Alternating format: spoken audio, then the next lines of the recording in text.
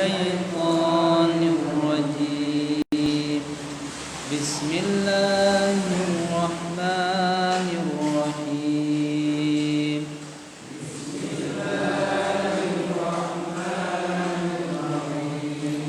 الحمد لله رب العالمين.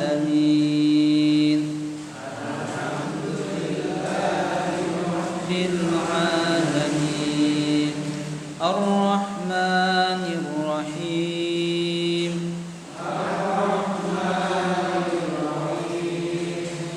مالك يوم الدين.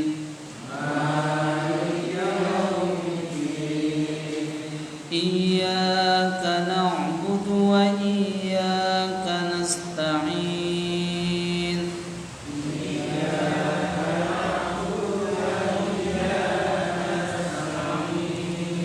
اهدنا الصراط المستقيم.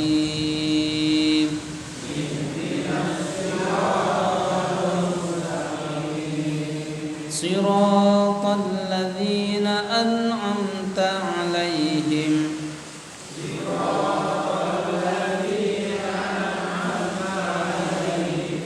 غير المغضوب عليهم ولا الضالين.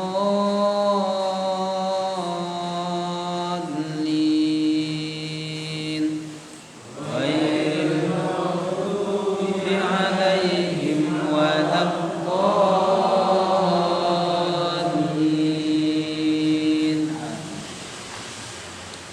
تلك الرسل فضلنا بعضهم على بعض.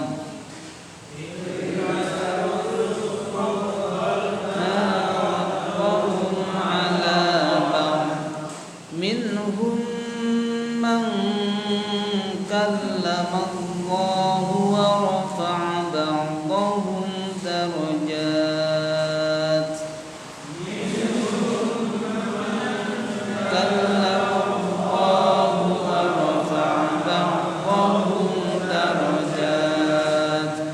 وآتينا عيسى ابن مريم البينات وأيدناه بروح القدس. وآتينا عيسى ابن مريم البينات وأيدناه بروح القدس. ولو شاء الله ما اقتتل الذين من بعدهم من بعد ما جاءتهم البينات ولكن اختلفوا. ولو شاء الله ما اقتتل الذين من بعدهم من بعد ما البينات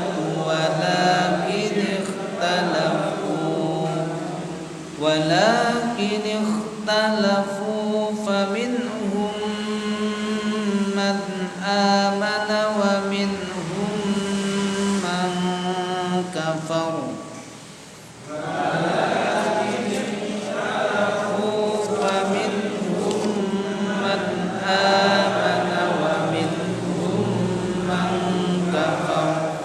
ولو شاء الله ما اقتتلوا ولكن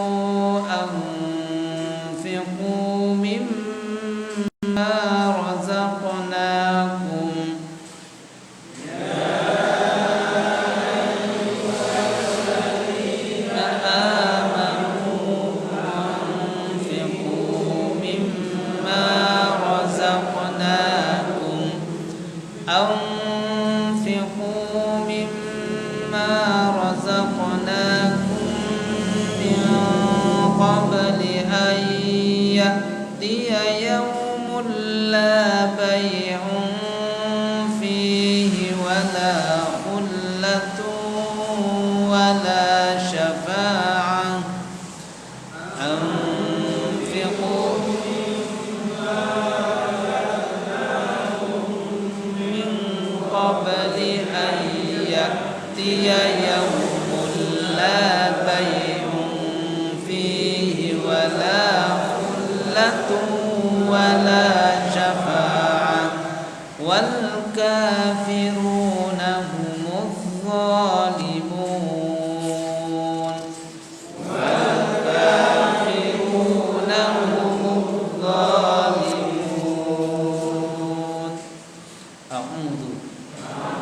Aku berlindung billahi kepada Allah minasyaitani dari godaan syaitan ar-rajimi yang terkutuk.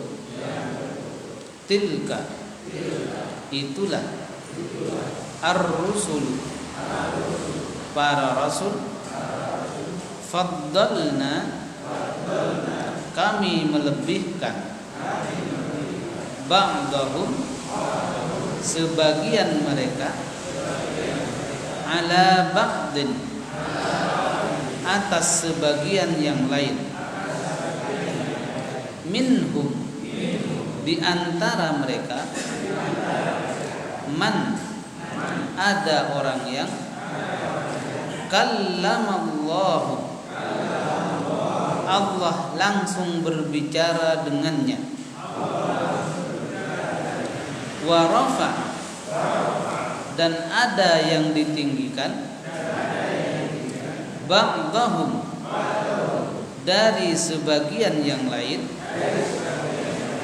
darajatin beberapa derajat, wa ataina dan kami telah memberikan Isa bin Maryam kepada Isa ibnu Maryam al-bayyinati beberapa mukjizat, wa ayyadnahu dan kami menguatkannya,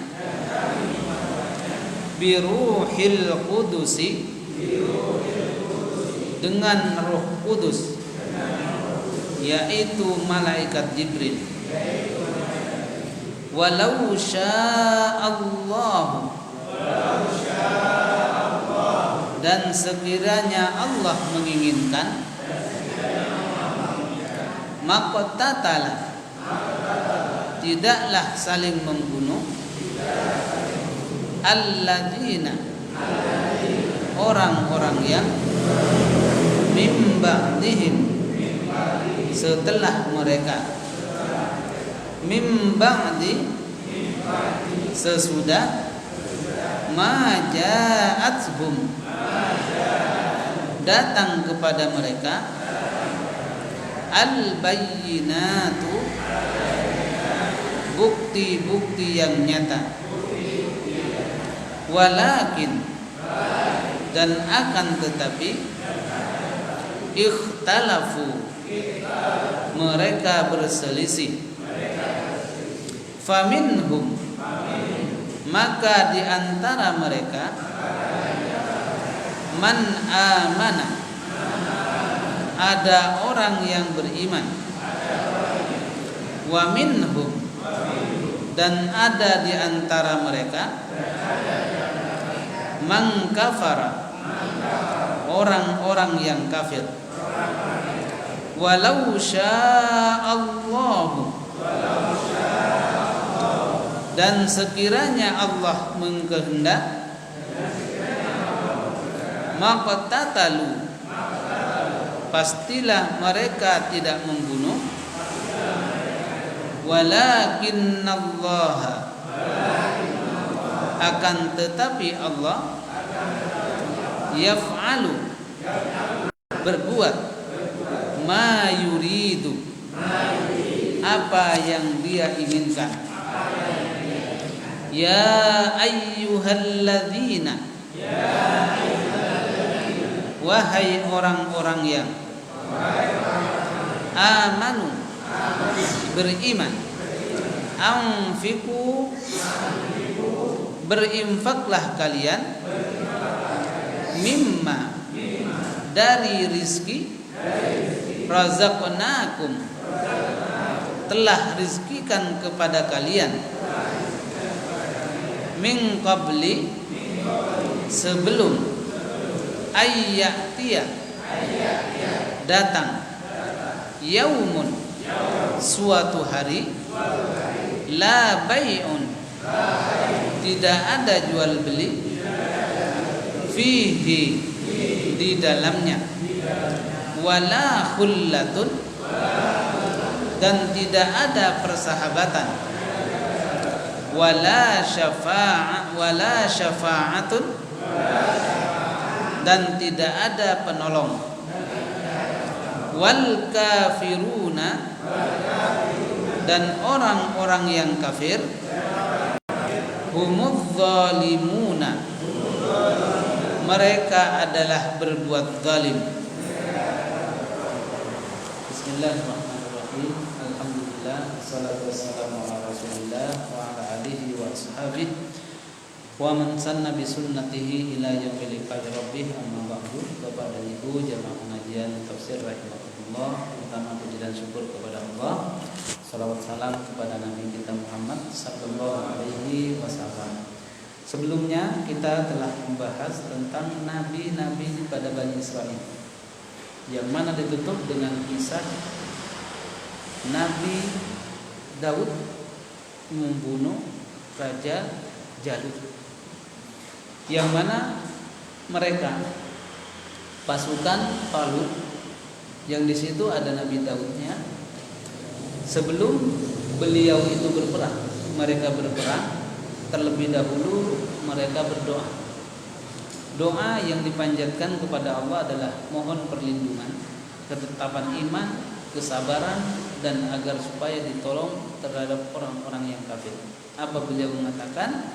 Bahwa di dalam hadis ini disebutkan dan Al-Quran menjelaskan bahwasanya doanya Rabbana afril alaina sabra wa tsabbit aqdamana wansurna 'alal qaumil kafirin. Di situ ada adab, mengandung adab-adab berdoa. Jadi mengandung adab-adab bagaimana tata cara berdoa itu sesuai dengan apa yang diajarkan oleh para salafus saleh. Jadi adab-adab berdoa itu yang pertama, setelah kita mengucapkan alhamdulillah dan salawat, itu pertama.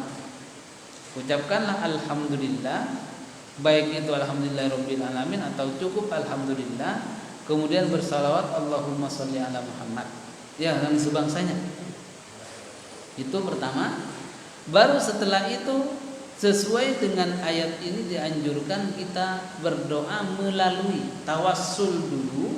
Nah ini tawassul dulu kepada salah satu asma Allah yang 99. Salah satunya aja.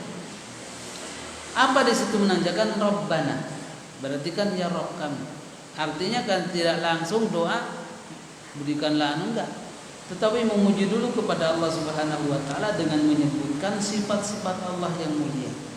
Rabbana, atau boleh juga kita mengucapkan dengan ya Ghaffar, ya Razzaq. Yang jelas kita bertawassul dulu dengan asma Allah, salah satunya. Syukur-syukur lebih dari satu. Kemudian setelah itu dilanjutkan kita berdoa kepada Allah, memohon agar supaya diberi kesabaran. Itu urutannya. Jadi ini tidak khusus buat Nabi, tapi untuk kita juga urutannya meminta kesabaran. Jadi kalau kita meminta kesabaran berarti dikuatkan untuk melakukan ibadah, dijauhkan dari melanggar perintah. Itu berarti kalau kita minta kesabaran, karena sabar itu mengerjakan perintah, menjauhi larangan. Dan kesabaran juga ketika kita ditimpa musibah tidak mengeluh. Itulah. Oleh sebab itu dianjurkan berikutnya itu urutan ketika kita berdoa baik itu habis salat tahajud, maka kuatkanlah, berikanlah kesabaran. Jadi sabar itu adalah semua pintu kebaikan. Tapi tergesa-gesa adalah semua pintu kecelakaan. Makanya kita naudzubillah terhindar dari tergesa-gesa. Maka oleh sebab itulah dianjurkan ketika kita berdoa minta kepada Allah agar supaya dikuatkan kesabaran tiap hari atau tiap saat. Baru setelah itu kita berdoa kepada Allah Subhanahu wa taala agar supaya menjaga keimanan dan keislaman kita dengan ucapan tsabbit qalbi ala dinik.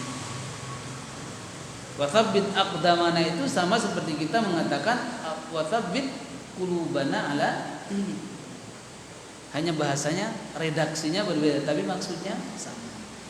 Atau boleh juga diganti dengan watsabbit qulubana ala ta'atik, itu sama.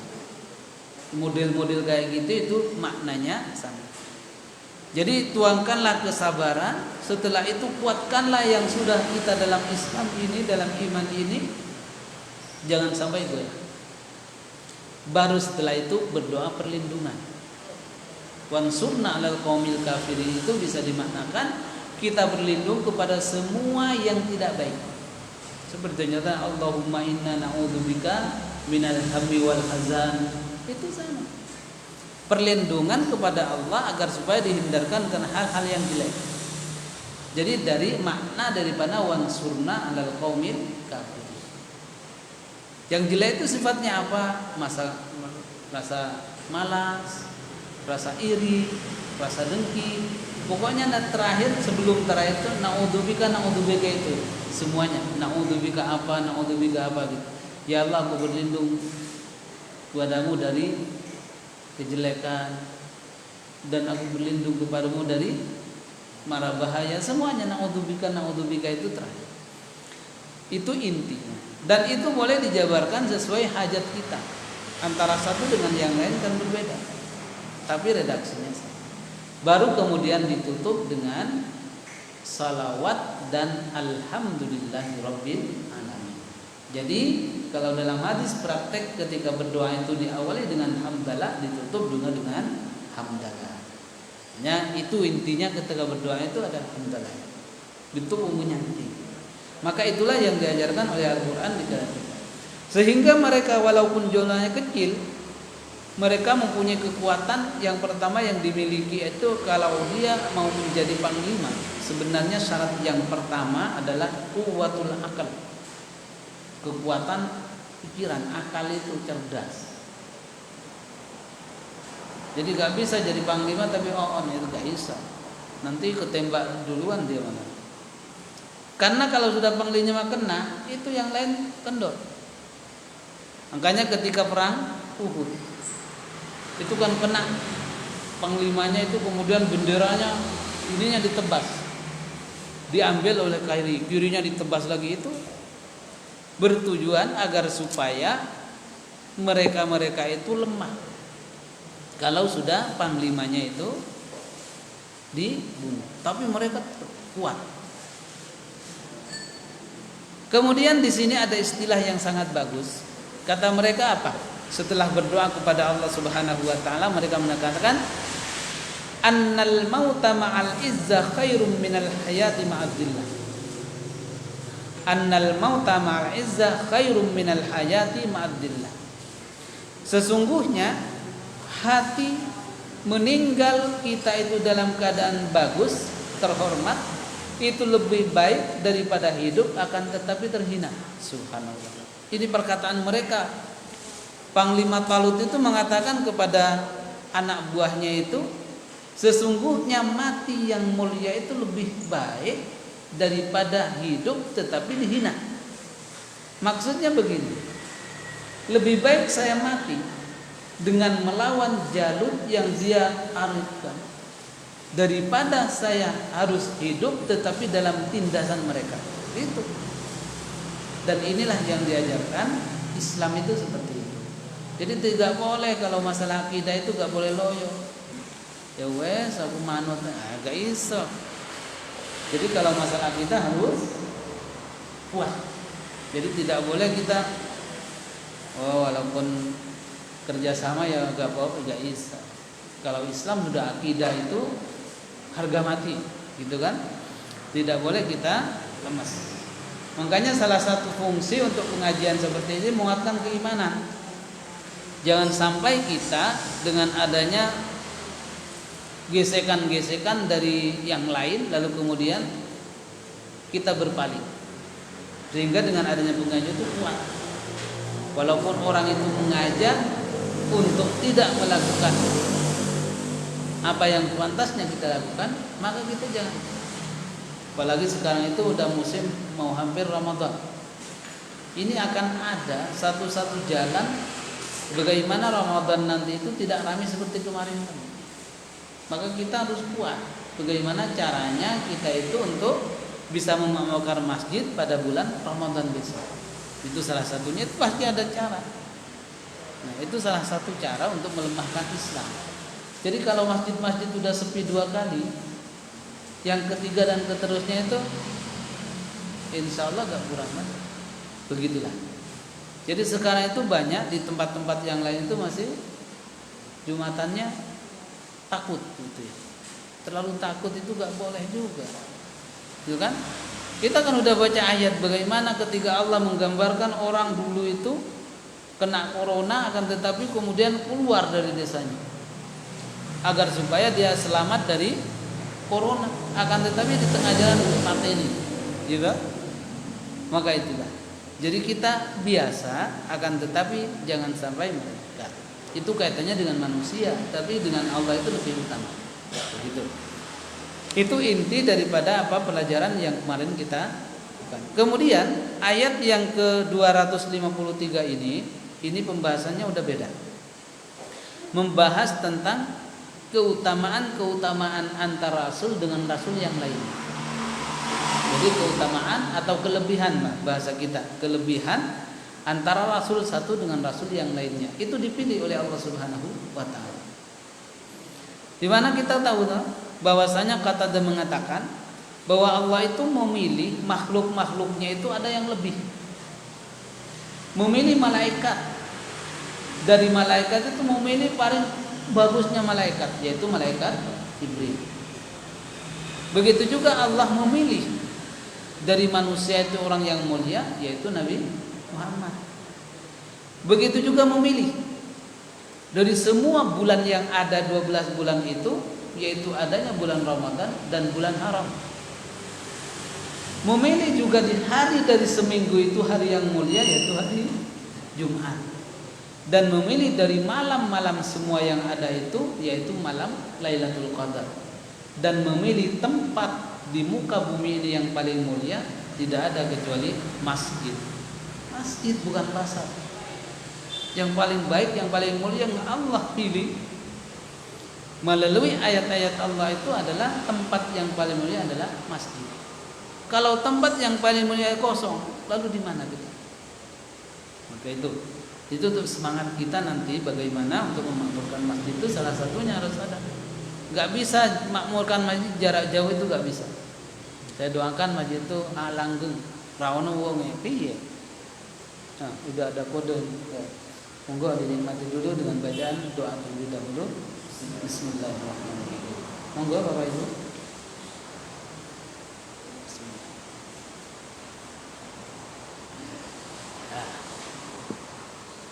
Ya kita lanjut, tidak mengurangi kenikmatan Bapak Ibu sambil hangat-hangat kita lanjutkan.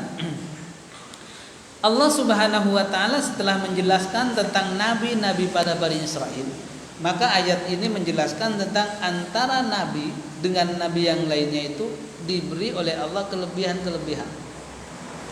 Hanya saja yang mutlak kelebihan yang melebihi dari semua nabi itu adalah Nabi Muhammad sallallahu alaihi wasallam.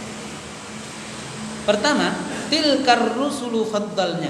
Tilka itu berarti kata tunjuk gitu ya. Ar-rusul itu jamak daripada rasul. Jadi rasul itu satu, tapi rusul itu rasul-rasul gitu ya. Kalau terjemahan kita para rasul. Tilkar rusulu faddalna ba'dahum ala ba'din.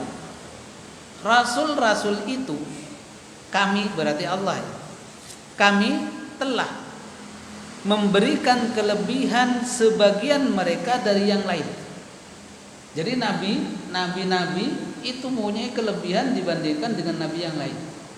Yang nabi yang lain tidak punya, nabi yang lain punya. Itu namanya kelebihan. Apa buktinya? Minhum man kallamallahu wa rafa'a ba'dahum darajat. Di antara para rasul itu satu, ada yang mempunyai kelebihan yang diberikan Allah Subhanahu wa taala adalah langsung diajak dialog langsung dengan Allah Subhanahu wa taala. Jadi satu. Jadi yang mempunyai kelebihan itu ada nabi dan rasul yang langsung dialog dengan Allah, yang tidak dengan yang lain. Maka mufassir mengatakan, siapakah yang dimaksud dengan orang atau nabi-nabi yang diajak langsung berbicara dengan Allah? Itu ada dalam hadis dan Al-Quran. Yang pertama di dalam Al-Quran itu adalah Nabi Musa. Minhum man kallamallah, gitu. Wa kallamallahu Musa taklima. Jadi yang diajak langsung berdialog dengan Allah itu adalah Nabi Musa ketika menerima wahyu dari Bukit Tur Sina. Kemarin kita bahas Tur Sina, aslinya itu Sinai. Turnya itu namanya gunung atau bukit. Hanya bedanya antara Tur dengan Jabal. Kalau di Mekah itu kan Jabal Rahmah atau Jabal Nur gitu ya. Tetapi kalau di Mesir itu disebut dengan Tur, sama-sama gunung atau bukit. Bedanya apa? Kalau Jabal itu gunung yang tidak mempunyai tumbuh-tumbuhan, itu Jabal. Seperti Jabal Rahmah itu kalau kita naik nggak ada pohon di sana, adanya batu tok. Jabal Rahmah juga adanya batu tok, gunung. Tapi kalau Tur itu gunung akan tetapi ada pohon-pohonnya. Nah kalau kita ke Bukit Tur Sina, di sana akan menemukan jadi lebih terjal lagi daripada Jabal Nur atau Gua Hira itu di sana tinggi. Karena di situ cadas. Jadi ada pohon-pohonan. Alhamdulillah saya pernah ke sana juga. Apalagi Jabal Rahmah sering. Kalau Bukit Tur Sina dari Kairo itu kurang lebih 40 km. Ya, jadi pernah ke sana juga. Dan biasanya yang datang ke Bukit Tur Sina itu kebanyakan turis dari Malaysia. Kalau Indonesia enggak. Kalau turis Indonesia ke Mesir biasanya ke Fir'aun. Nah, silaturahim Fir'aun. Ya. Tapi kalau yang Malaysia beda lagi, malah ke Bukit Tur Sina. Tantangannya lebih keras katanya. Jadi naiknya lebih terjal. Kalau jatuh wassalam, karena ada jurang di dalam kan. Jadi memang rotok angin. Tapi terjal. Itu lebih tinggi. Bayangkan kalau saja di bukit atau Jabal Nur itu yang di Mekah itu kita berangkat habis subuh ke atas. Itu 2-3 jam, padahal kelihatan loh. Tapi mumet di atas. Apalagi masuk lagi kepada guanya itu. Jadi kan bukit ini gunung, nyampe di atas itu ada gua namanya Gua Hira. Jadi gunungnya namanya Gunung Nur, Jabal Nur, tapi di atasnya itu ada lubang disebut dengan Gua Hira. Jadi Nabi dulu naik ke sana. Makanya kalau kita umrah, kalau haji, sempatkan naik ke atas, walaupun hanya sekali. Kalau 2 kali gak kuat, apot di sini. Tapi konon kabarnya pemerintah Arab Saudi itu akan membuat bukan lift tapi eskalator. Jadi kan datar gitu. Jadi dari bawah itu nanti akan dibuat eskalator ke atas. Nah, buat tulanan kayaknya itu nanti. Itu. Jadi mereka biar nanti ada ziarahnya bukan hanya ke Bir Ali dan lain sebagainya, tapi naik juga ke atas. Itu nanti ke depannya katanya. Tapi bisa jadi terjadi karena Saudi itu kalau udah janji dia ditepati. Contohnya sekarang itu dari Mekah, dari dari Madinah nantinya akan ada kereta. Itu udah proses. Apalagi kalau dari Arafah, Mina, Musdalifah itu sekarang udah pakai kereta. Jadi pakai kereta bagi yang orang Arab. Bagi orang Indonesia pakai bus dulu. nggak dapat tiket deh. Gitu. Maka itulah. Jadi yang pertama yang dimaksud dengan yang langsung diajak dialog dengan Allah itu adalah Nabi Musa. Wa kallamallahu Musa taklima. Kemudian yang kedua, Nabi yang diajak dialog dengan Allah itu adalah Nabi Muhammad ketika Isra dan Mi'raj. Kita tahu kan? Ketika menerima perintah sholat itu tidak melalui malaikat Jibril.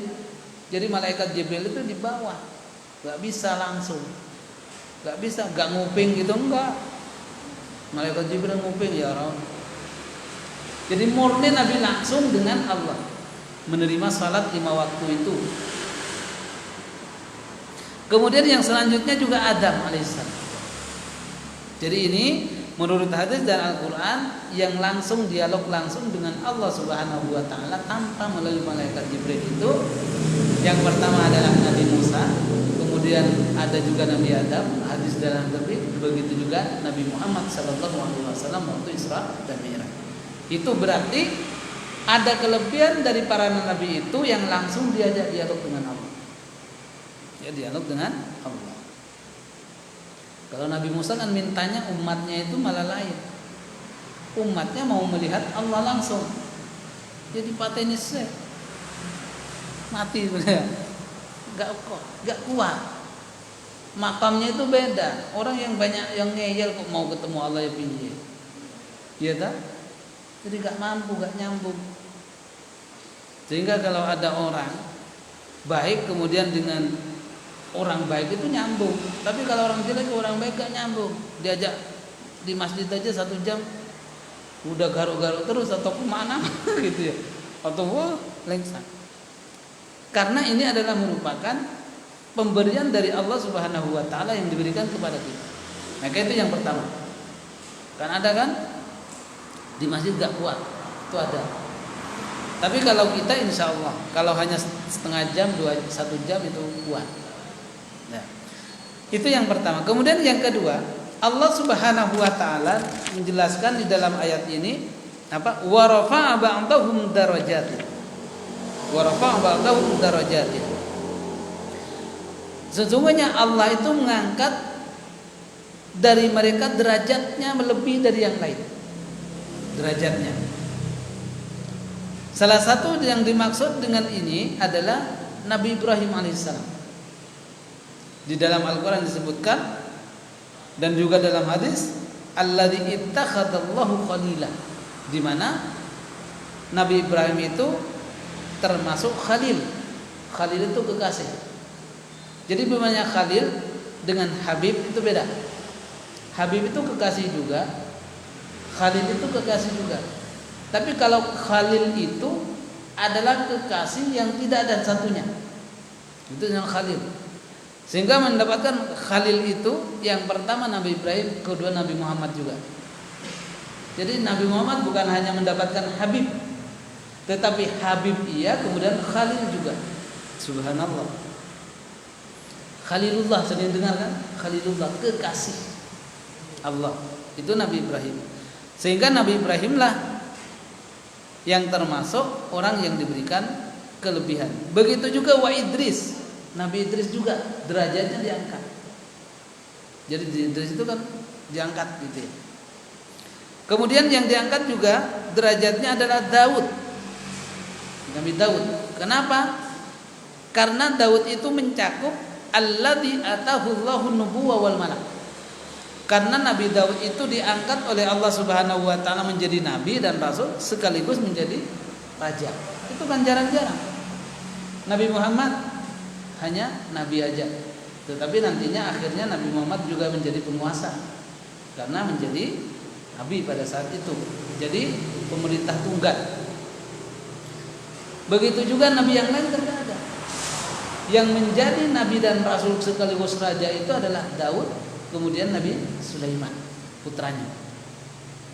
Sebelumnya belum. Maka oleh sebab itulah yang dimaksud dengan tafsiran di sini adalah Nabi Ibrahim, Nabi Muhammad, kemudian Nabi Idris, kemudian Nabi Daud yang telah diberikan kelebihan kenabian dan begitu juga diangkat menjadi raja. Jadi rajanya itu langsung diangkat oleh Allah Subhanahu wa taala sebagaimana Talut sudah diangkat menjadi raja, itu bukan siapa yang angkat, tapi Allah Subhanahu wa taala. Namun, ada namunnya. Wa qala al ulama. Sesungguhnya yang dimaksud di sini para ulama tafsir mengatakan yang dimaksud dengan angkat derajatnya itu di samping yang disebutkan tadi, yang mencakup keseluruhannya adalah Nabi kita Muhammad sallallahu alaihi wasallam. Jadi itu. Kenapa demikian? Karena Nabi Muhammad sallallahu alaihi wasallam di dalam satu hadis disebutkan bahwasanya Nabi Muhammad itu melebihi dari umat dan nabi-nabi sebelumnya. Sebagaimana beliau itu diberi 5 perkara yang kemarin kita telah bahaskan, yang tidak diberikan kepada para nabi sebelumnya. Itu kan? Jadi Nabi Muhammad itu diberi 5 perkara yang tidak diberikan kepada nabi-nabi sebelumnya. Salah satunya adalah Nabi Muhammad itu diutus untuk semua umat. Sementara nabi dulu itu diutus hanya umat. Kemudian salah satu yang menjadi kelebihan Nabi Muhammad juga bahwasanya Nabi Muhammad termasuk dengan ketika dia akan dipelihara dari rasa takut itu selama 1000. Jadi 1000 atau sebulan. Jadi 1000 jarak gitu jauhnya, 1000 itu udah orang itu takut. Seumpama contohnya begini. Kita mau mencelakakan Nabi Muhammad. Jadi jarak 1000 meter atau jarak 1 bulan, mereka itu udah ketakutan.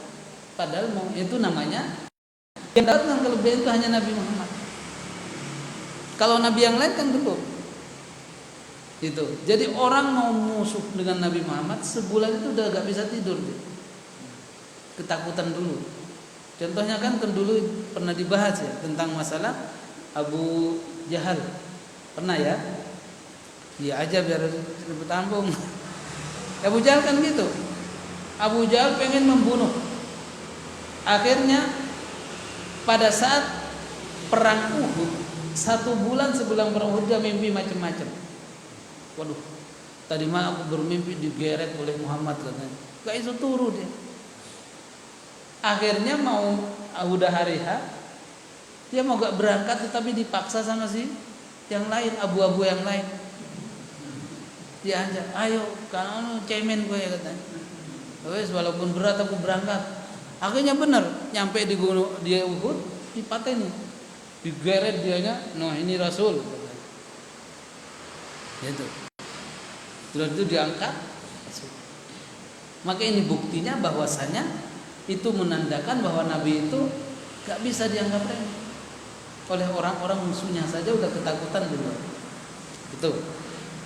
Kemudian ayat berikutnya Allah Subhanahu wa taala menjelaskan wa ataina Isa bin Maryam al-bayyinat. Dan kami telah memberikan mukjizat, al-bayyinat itu maknanya mukjizat.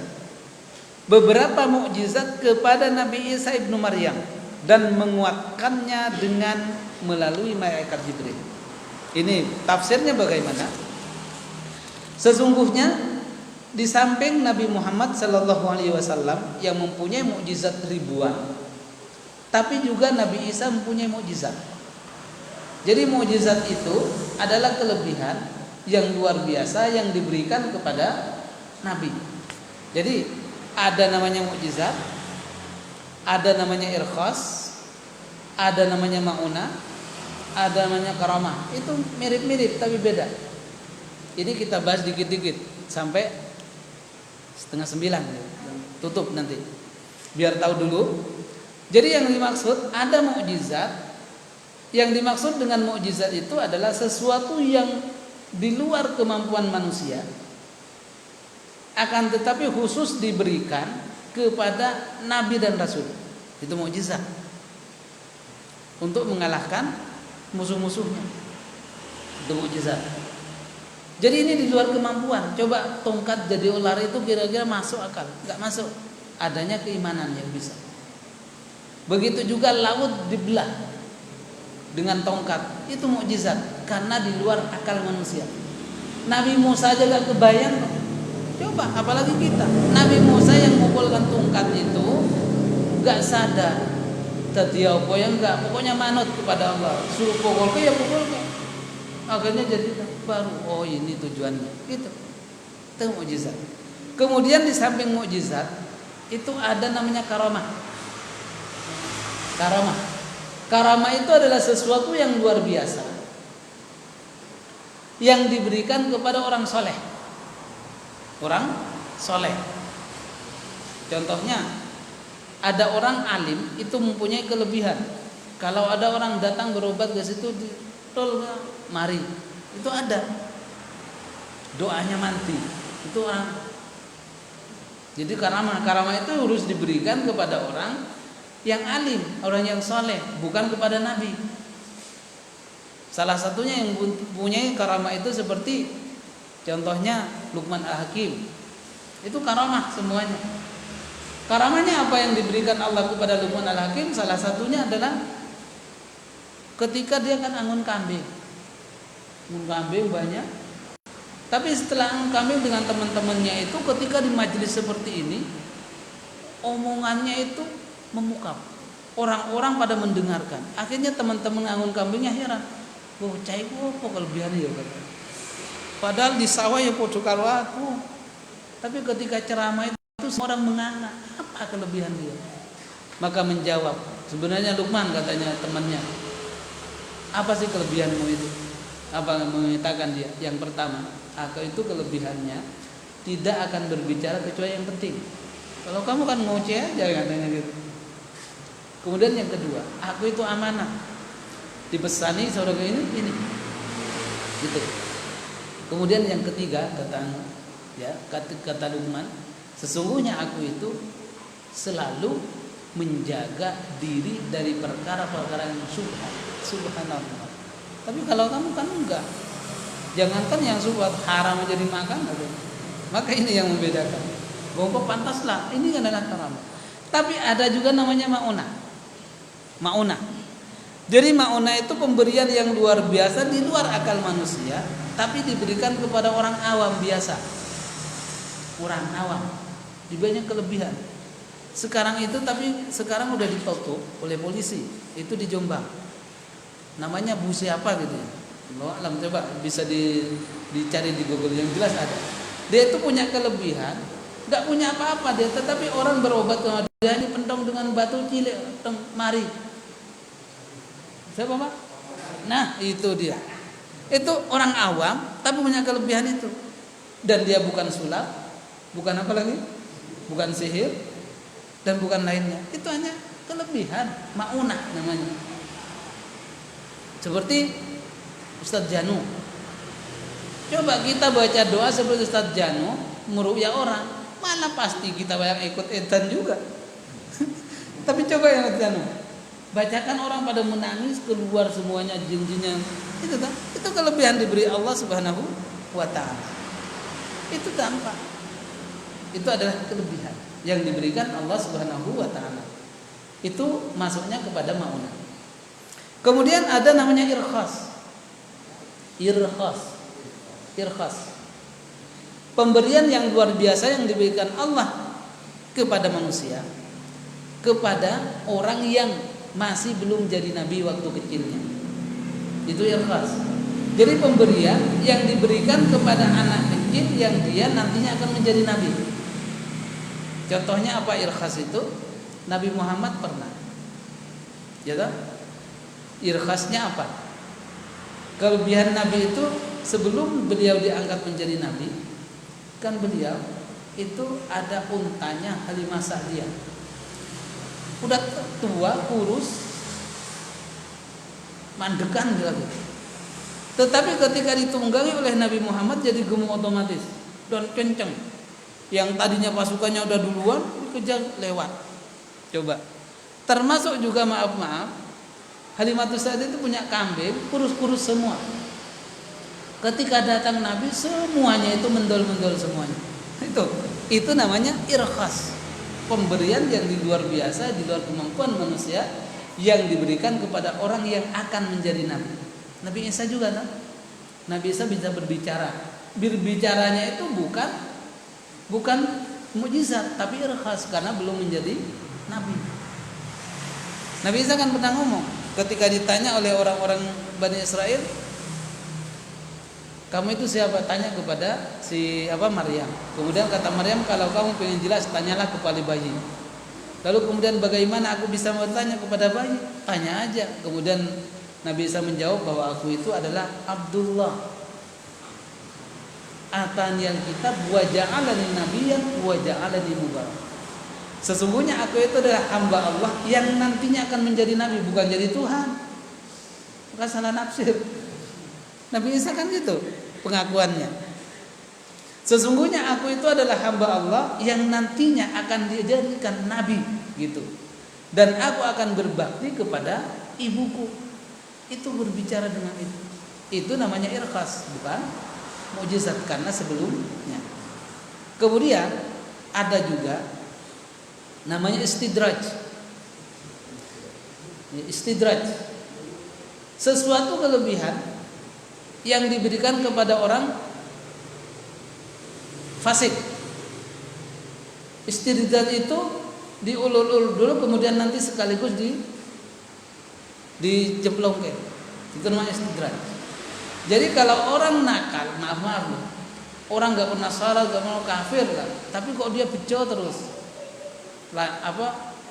pasarnya laris terus, dagangannya kok terus, itu istidraj. Diberikan kelebihan akan tetapi untuk agar supaya dia senang dulu. Itu namanya istidraj. Kemudian yang terakhir ada namanya ihana. Sesuatu yang diberikan luar biasa tetapi diberikan kepada orang yang bohong, suka bohong, sehingga Allah itu memberikannya lalu kemudian ditampakkan kebohongannya, seperti Musailamah Al-Kadzdzab. Musailamah Al-Kadzdzab yang pernah ngaku nabi, itu kan pernah dia mengatakan, aku itu nabi. Ya wes, buktinya apa? Aku itu bisa menyembuhkan orang yang buta, kata. Buktinya apa? Ini contoh ihana. Maka didatangkanlah orang buta, butanya itu masih satu, kanan atau kiri satu pokoknya. Kemudian nyampe kepadanya, kemudian diobati. Setelah diobati malah buta dua-duanya. Itu namanya ihana. Menampakkan bahwa Musailamah itu bohong gitu kan. Itu namanya ihana. Kan luar biasa juga. Yang tadinya hanya butanya satu, gara-gara diobati oleh orang yang gitu malah jadi dua. Rugi. Katanya juga mau berobat katanya gitu kan. Nah, maka itu namanya ihana. Itu berapa? 7 perkara ya? 7 apa 6? Nah, jadi 6 perkara yang itu mirip akan tetapi aplikasinya yang berbeda. Itu salah satunya. Kemudian entek waktunya. Ya. Jadi tentang masalah apa yang diberikan Allah kepada Nabi Isa, itu insya Allah kita akan bahas minggu yang akan datang insya Allah. Dia mudah-mudahan dunia sehat. Amin ya rabbal alamin. Mungkin ini dulu Bapak Ibu sekalian yang dapat saya sampaikan, mudah-mudahan bermanfaat. Mari kita akhiri, kita tutup dengan sama-sama membaca doa kafaratul majlis. Subhanakallahumma wa bihamdika asyhadu an la ilaha illa anta astaghfiruka wa atubu ilaik. Alhamdulillahirabbil alamin. Wassalamualaikum warahmatullahi wabarakatuh.